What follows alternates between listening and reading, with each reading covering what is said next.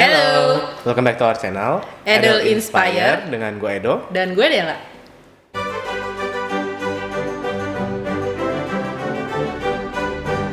Menyambung video sebelumnya yang membahas tentang mengapa lebih baik mengadopsi daripada membeli, di video kali ini kita mau membahas bagaimana cara menghandle anjing yang diadopsi. Ada special treatmentnya, ada special case-nya gitu. Beda banget sama kita ngambil dari puppy.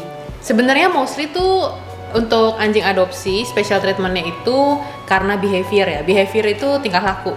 Kenapa? Karena si anjing adopsi ini pasti udah ada tingkah lakunya, behaviornya, traits-nya yang udah kebentuk sebelumnya kayak gitu. Beda sama puppy yang kalau kita ngambil kan kayak dari nol loh ya, bener-bener polos dari nol. Tinggal kita bentuk aja, tinggal kita isiin aja kita maunya kayak gimana. Cuma yuk kita mulai aja. Yang pertama, dari pengalaman teman gue sendiri nih Del, dia baru banget adopsi anjing.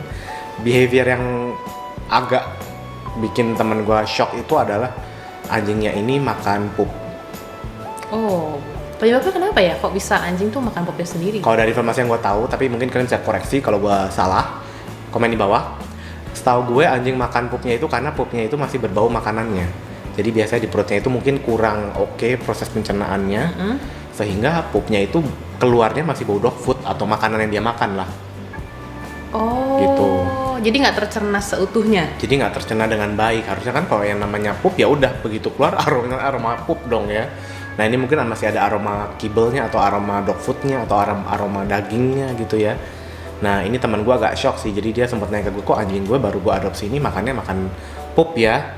Ini wajar atau enggak gitu ya. Definitely itu sih nggak wajar. Itu yang harus kalian lakukan apa? Kalau yang pasti gue itu adalah koreksi behaviornya itu dengan satu omelin sih kalau gue ya. Karena kalau omelin atau bikin kaget gitu, misalnya kayak no-nya itu yang dengan nada tinggi itu kan pasti anjing kaget gitu ya.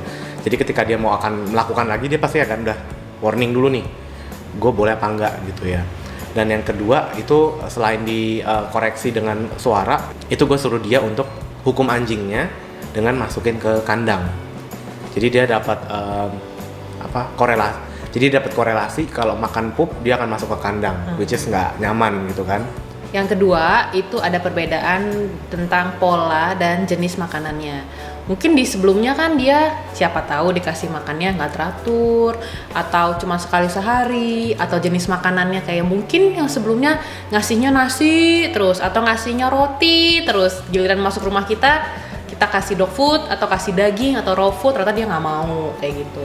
Sebenarnya kalau kayak gitu kan bisa kita sebenarnya kalau puppy itu kan kita mendidik dia dari nol nih, udah kita kasihnya itu ya itu, dia akan menerima itu gitu. Cuman kan kalau kita ngambil yang rescue atau adopt gitu, mau nggak mau dia kayak udah punya pola pikir loh, gue cuma mau makan nasi gitu, atau gue cuma mau makan roti. Itu cara menghadapinya. Kalau gue kayak tetap kasih apa yang kita mau kasih nih, misalkan dog food gitu, dia nggak mau makan dog food, ya udah taruh aja dog foodnya di jam makannya dia, tinggalin piringnya barang 10 menit, kalau emang dia nggak mau langsung angkat gitu. Ya kan, jangan dibiarin di situ terus. Jadi biarlah mereka merasakan yang namanya menghargai makanan gitu. Jangan sampai makanan tersedia available 24 hours gitu, karena mereka akan berpikir ya udahlah nanti aja makannya kalau gue lapar, nanti aja deh, biarinin aja, nanti kan tetap akan ada di situ gitu. Itu salah sebenarnya. Kasih pada jam makan yang udah pasti, makan nggak makan angkat. Jadi mereka akan mikir nih, oh nanti next kalau misalkan ada makanan lagi gue harus cepet-cepet makan, kalau nggak keburu diangkat. Ntar lama-lama mereka akan terbiasa dan akan bisa korelasiin jam makannya mereka kapan, dan mereka akan lebih bisa menghargai makanan. Tapi nggak apa-apa tuh kalau mereka lapar.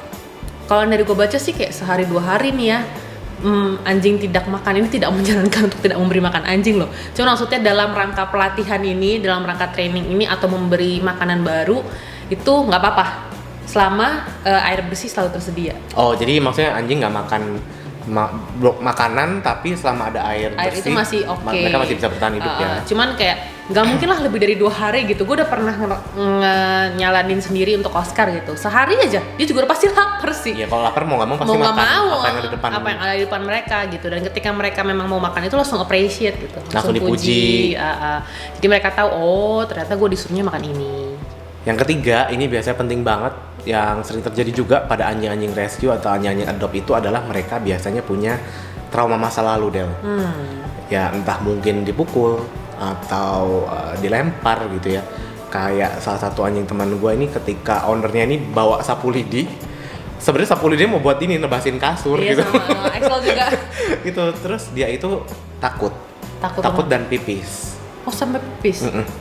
Setakut itu. Sampai bahkan teman gue ini nanya ke animal communicator kayak kenapa ini ada yang salah dengan anjing gue atau enggak gitu ya. Dan ternyata memang dulunya dia pernah dipukulin pakai sapu lidi ini. Gitu. Jadi ya pas trauma itu ada macam-macam ya, nggak cuma sapu lidi. Ada yang takut sama suara. Ada yang galon air. Galon Aqua. Galon aqua kosong padahal ya, nggak ada isinya. Namanya trauma kan pasti takes time untuk bisa di-heal. Cuman ya kalau dari gue personally, satu adalah ketika beberapa case ketika mereka takut itu dibiasakan gimana ya, kayak dibiasain untuk ketemu atau berpapasan dengan benda yang dia takutin itu. Tapi not in a sense of nia nggak kayak gitu ya. Jadi kayak mungkin misalnya katakanlah si Max takut sama sapu lidi misalnya, ya pelan-pelan aja taruh sapu lidi deket dia, taruh aja didiemin. Jadi maksudnya nggak yang ngegas terus nggak yang iya, jangan yang kayak ini kamu harus berani, nggak kayak gitu. Kayak taruh aja sapu lidi pelan-pelan. Jadi lama-lama dia terasosiasi, oh sapu lidi ini ternyata nggak cuma untuk ngebukul gue gitu kan. Nah pelan-pelan ya itu, tapi nggak gampang sih, itu juga takes time dan gue nggak menjamin 100% itu berhasil karena ada anjing yang tidak bisa melupakan traumanya, ada anjing yang cepat melupakan traumanya. Gue nggak tahu, Excel kayaknya lebih ke arah cepet ya. Iya, tapi tetap dia sekarang mungkin karena dia ditinggalin sama owner yang lama ya Do ya. Jadi kalau misalkan Excel itu di tempat umum, gue ikat nih di tiang, terus gue jalan misalkan mau ngapain kayak mau ngambil pup atau mau ngapain, dia bakal teriak-teriak loh. Dia bakal panik, ketakutan, terus teriak-teriak. Padahal gue di situ, tapi gue memang jalan agak menjauh gitu. Mungkin dia takut dibuang kali ya. Dia takut ditinggalin. Takut ditinggal, karena pernah punya pas dibuang sama owner yang lama gitu. Ditinggal, diikat di suatu tempat terus tinggal pergi gitu kan. Jadi kayak gue sih mikirnya kayak berarti dia trauma nih, takut gue tinggalin lagi. Itu terutama di tempat umum. Terutama di tempat umum. Jadi kayak mungkin dia takut kali ya akan dibuang sama gue gitu. Punya Excel itu udah mau jalan 4 tahun gitu, tapi dia tetap masih ketakutan gitu. Sama sapu lidi juga Excel takut banget. Sama hujan juga Excel takut. Pokoknya Excel lebih banyak takutnya. Ya itu yang gue rasain. Bukannya Oscar itu kan gue ngambil saat Oscar itu umur 2 bulan. Jadi mungkin belum terlalu banyak. Dan Oscar itu bukan dibuang loh, Oscar itu open adopt. Jadi emang kayak kalau Oscar case-nya kayak masih papi lah ya masih papi lah, gue ngambil pas masih papi, masih 0 gitu. Jadi nggak ada trauma. Belum ada trauma, ada nggak ada trauma? Kalau nggak salah ada deh, dia takut sama sapu Do. Soalnya pas sama Kenapa semuanya lu takut sama sapu? Gue curiga jangan-jangan ada hantu sapu di sini. Soalnya sebelumnya pemilik yang sebelumnya tuh suka kalau nyuruh Oscar masuk sama saudara-saudara masuk pakai sapu. Make sense. Makanya ada juga anjingnya takut sama koran. Yang digulung. Iya. Karena dia kalau suruh masuk gulung koran terus ayo masuk gitu kan. Ya itu gue bisa nangkep lah. Oh iya, cuma kan Oscar tuh lebih nggak banyak traumanya. Kalau Excel tuh lebih banyak traumanya karena mungkin udah lama sama pemilik sebelumnya dan dibuang gitu loh Do. Jadi yang keempat tentang housebreaking atau house rules, peraturan-peraturan dalam rumah. Mungkin yang sebelumnya dia kalau pipis tuh di dalam rumah atau pipisnya di kamar mandi, tapi ketika di rumah kalian minta mereka untuk pipis di rumput, di luar atau di pipet, itu kan jadi suatu bentuk perubahan gitu. Pas jangan kaget ketika awal-awal mereka datang tuh banyak terjadi kecelakaan kecil di rumah kalian dan mengubah pola pikir mereka yang sudah terbentuk lah gitu. Kan harus berubah itu harus butuh ekstra kesabaran sih. Ini mungkin bisa nge-refer ke video kita sebelumnya ya, cara melatih mungkin papi untuk pee atau cara potty training ya. Kita udah pernah bahas. Ini berguna juga, tetap bermanfaat walaupun mereka sudah mungkin usianya lebih lanjut gitu ya, yang pasti pakai treat dan harus sering dilakukan. Yang kelima, berhubungan dengan sosialisasi atau komunikasi atau join ke existing pack di tempat kalian gitu ya. Karena kalian kalau misalnya sudah punya existing dog di rumah, kayak gua misalnya udah ada Max sama Diva, terus gua adopsi Heli, itu agak butuh penyesuaian lebih ya. Kita harus proses pengenalannya seperti apa. Nah itu biasanya sih hal yang sering dilakukan itu biasanya ketemunya di area yang netral dulu sih. Jadi kayak gue udah tahu mau adopt anjing tertentu nih, anjing A misalnya. Nah lu coba ajak anjing kalian ketemuan di area yang netral, misalnya di lapangan bola misalnya. Pokoknya jangan di rumah kalian. Dikenalin dulu ya. Dikenalin dulu. Jadi jangan langsung bawa anjing masuk ke rumah gitu kan. Karena ntar terkesan invasif dan anjing yang ada di rumah tuh jadi teritorial gitu malah, dan jadi defensif terus malah cenderung galak. Coba kenalin dulu dari luar. tadi awalnya ketemu di lapangan, terus next day-nya hari esoknya ketemuannya di halaman rumah dulu nih, jangan masuk ke dalam dulu. Terus pelan-pelan kalau udah di halaman rumah menerima, udah oke, baru ntar masuk ke dalam rumah. Itu pun kadang kalau udah masuk dalam rumahnya masih gue agak sekat gitu loh, Dok. Iya, gue juga. Gue nggak bisa langsung dijadiin satu gitu. Bener, jadi kayak si Heli waktu itu gue sampai semalaman itu gue sekat, terus gue jagain, gue nggak tidur kayak karena gue takut ntar tiba-tiba sekatnya terbang, terus diserang sama anjing gue yang lain, karena kan anjing gue yang lain ukurannya medium sama large kan. Dulu tuh si Heli kecil banget, terus yang lainnya kan kayak Max itu 13 kilo, Diva 27 kilo kan, begitu dinyek dikit langsung udah ada bye-bye kan. Makanya gue jagain dan gue sekat, jadi dalam rumah itu si Heli gue kasih apa sih kayak kandang pagar gitu loh, tapi bukan kandang pet carrier gitu ya, kandang pagar yang bisa lihat-lihatan gitu sama anjing gue yang lain. Nah semalaman itu ya udah, ini pagar pembatasnya nih ya, ini ada pembatas nih, si Heli di sini, Maxnya di sini, kepala sama kepala begini. Gue udah takut dong. Tapi ya baik-baik untungnya aja. Get along well ya. Get along well, cuman dia lebih dekatnya akhirnya sama Diva sih. Cuman ya gitu, butuh proses, nggak bisa langsung kalian bawa masuk ke dalam rumah. Yang ke-6 itu ada yang gue perhatiin ya, ada perbedaan mentalitinya anjing yang adopted atau rescue dengan anjing yang dari kecil udah hidupnya enak gitu.